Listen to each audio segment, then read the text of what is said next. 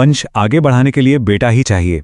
राम प्रसाद नाम का एक पिता सिर्फ और सिर्फ एक बेटे की चाहत में बिल्कुल अंधा हो चुका था। जब उसके दोस्त अपने बेटों के साथ घूमते तो वो अंदर ही अंदर जलता। उसकी माँ भी उसे रोज ताने देती कि अरे बेटा ही तो बुढ़ापे का सहारा बनेगा। मन्नतें तो बहुत मांगी गईं, लेकिन इस बात से सब अनजान थे कि असल आशीर्वाद होता क्या है। फिर आया वो अल्ट्रासाउंड का दिन। रामप्रसाद अपनी गर्भवती पत्नी सीता को शहर के बड़े अस्पताल लेकर गया। उसने तो पहले से ही अपने बेटे के भविष्य के न जाने कितने सुनहरे सपने बुन लिए थे, लेकिन जैसे ही डॉक्टर ने रिपोर्ट देखकर धीरे से कहा कि बच्चा लड़की है, रामप्रसाद के चेहरे से सारी खुशी पल भर में जैसे उड़ गई। जो अपार खुशी होनी चाहिए थी ना, वो तुरंत एक ठंडे सुन कर देने वाले गुस्से में बदल गई। आप खुद सोचिए, इंसानियत किस हद तक गिर सकती है। अस्पताल के बाहर आते ही रामप्रसाद ने सीता पर दबाव डालना शुरू कर दिया। जन्म से पहले ही इस बच्ची को खत्म कर दो। सीता फूट फूट कर रो रही थी, भगवान का वास्ता दे रही थी कि ये भगवान की देन है, इसे मत मारिए। लेकिन रामप्रसाद का दिल तो जैसे पत्थर का बन चुका था। कल्पना कीजिए एक मां पर उस वक्त क्या गुजर रही होगी जब उसे अपने ही अजन्मे बच्चे की जिंदगी की भीख मांगनी पड़ रही हो। खैर, वो दिन भी आया, एक खामोश जन्म।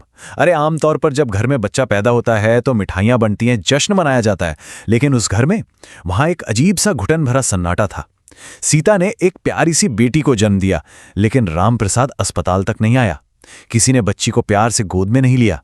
सीता बस अपनी उस नन्ही सी जान को सीने से लगाए रोती रही और उसका नाम रखा आराध्या। उस बच्ची का बचपन कैसा था? एक शब्द में कहूं तो बोझ। जी हां, परिवार और गांव की नजरों में नन्ही आराध्या की पहली पहचान यही थी। जन्म की पहली सांस से ही उसे यही समझा गया। दादी हर वक्त ताने देती कि अगर बेटा होता तो घर की हालत कुछ और होती। गांव वाले रामप्रसाद का मजाक उड़ाते, और इन सब के बीच वो नन्ही आराध्या पिता के प्यार के लिए तरसते हुए बड़ी होने लगी। दुलार कम मिला और तिरस्कार बहुत ज्यादा। लेकिन कहते हैं ना, हीरा तो कोयले की खान में ही चमकता है। तमाम उपेक्षाओं के बावजूद समय के साथ आराध्या निखरने लगी। 6 साल की उम्र में उसने गांव के सरकारी स्कूल जाना शुरू किया। 10 साल के होते होते वो हर क्लास में अव्वल आने लगी, और 15 साल की उम्र में तो उसने जिले की परीक्षा दे दी। वो बहुत शांत, बहुत समझदार थी। एक ऐसी बच्ची जिसे घर में कोई नहीं पूछता, वो अपनी सारी ऊर्जा सिर्फ और सिर्फ अपनी पढ़ाई में लगा रही थी। मुझे आज भी याद है, एक दिन स्कूल में टीचर ने पूछा कि बच्चों, बड़े होकर क्या बनोगे? जब आराध्या की बारी आई तो उस बच्ची ने धीमे से लेकिन पूरी मजबूती से कहा, मुझे जज बनना है। और पता है क्या हुआ? पूरी क्लास हंसने लगी। बच्चों ने निर्ममता से मजाक उड़ाया कि एक गरीब की बेटी जज बनेगी, लेकिन वो मजाक आराध्या के लिए खामोश आग बन गया। एक ऐसी आग जिसने उसे अपनी मां को गर्व महसूस कराने की कसम खिला दी। और सच कहूं तो ये संघर्ष जरा भी आसान नहीं था।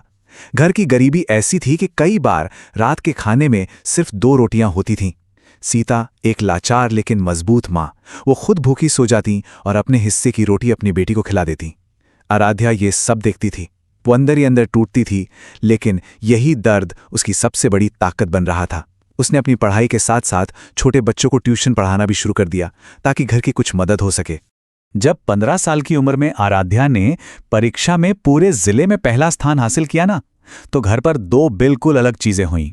एक तरफ पिता रामप्रसाद था, जिसने उसका रिजल्ट का कागज बिना देखे ही ये कहकर फेंक दिया कि लड़की चाहे जितना पढ़ ले, उसे आखिर में चूल्हा ही फूंकना है। और दूसरी तरफ उसकी मां सीता थी, जिसने आंसुओं से भरी आंखों के साथ उसके सर पे हाथ रखा और आशीर्वाद दिया कि दुनिया कुछ भी कहे, उसे अपने सपने पूरे करने हैं। अब 12वीं के बाद इस सफर का दूसरा अध्याय शुरू होता है। शहर, कठिनाइयों की वो भट्ठी।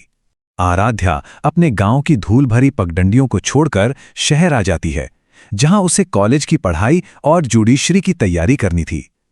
ये एक ऐसा समय था जो उसे आग में तपाकर कुंदन बनाने वाला था। शहर का वो संघर्ष में क्या बताऊं आपको। एक छोटा सा सीलन भरा किराए का कमरा, दिन में कॉलेज, रात में ट्यूशन, पैसे बचाने के लिए कई रातों को सिर्फ पानी पीकर सो जाना, कड़ाके की सर्दियां और बिना गर्म कपड़ों के कांपना, और इन सब के बीच सुबह 4 बजे उठकर पढ़ाई करना। ये सिर्फ एक दिनचर्या नहीं थी, ये एक कठोर तपस्या थी। कई बार तो वो पढ़ते पढ़ते अपनी किताबों पर ही सो जाती थी। लेकिन फिर एक दिन घर से एक आंसुओं भरा फोन आया। सीता फूट फूट कर रो रही थी। उसने बताया कि गांव वाले आज भी ताने मारते हैं और राम प्रसाद आज भी आराध्या को एक बोझ ही समझता है। बस उस रात आराध्या पलक तक नहीं झपका पाई। उस फोन कॉल ने उसके अंदर के ज्वालामुखी को पूरी तरह से जगा दिया। उसने तय कर लिया कि अब वो किसी भी कीमत पर रुकने वाली नहीं है। और फिर सालों की वो खामोश और दर्दनाक तपस्या आखिरकार रंग लाई। जुडिशरी के नतीजे आ गए।